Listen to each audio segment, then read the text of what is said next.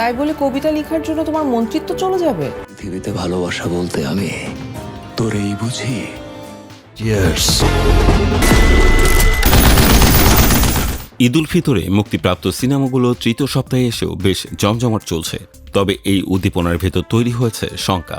দেশের জ্বালানি সংকট মোকাবেলা করতে সন্ধ্যার পর মাল্টিপ্লেক্সে শো বন্ধের সিদ্ধান্ত নতুন নেওয়া হয়েছে।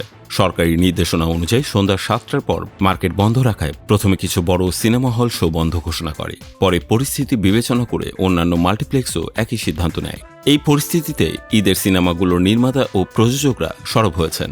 এক যৌথ বিবৃতিতে তারা সরকারের সিদ্ধান্তকে সম্মান জানালেও সিনেমা হল বন্ধ রাখার প্রভাব নিয়ে উদ্বেগ প্রকাশ করেছেন।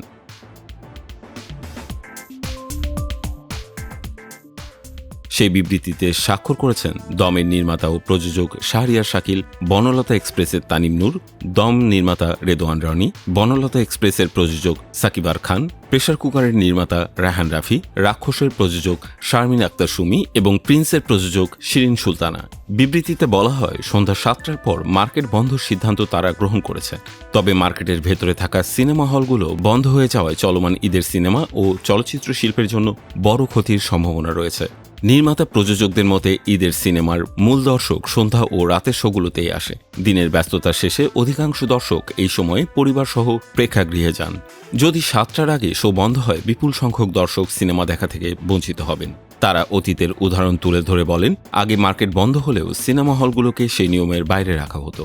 রাত 10টা বা শো শেষ না হওয়া পর্যন্ত প্রদর্শনী চালানোর অনুমতি থাকত এবং নিরাপত্তা বিঘ্নিত হয়নি।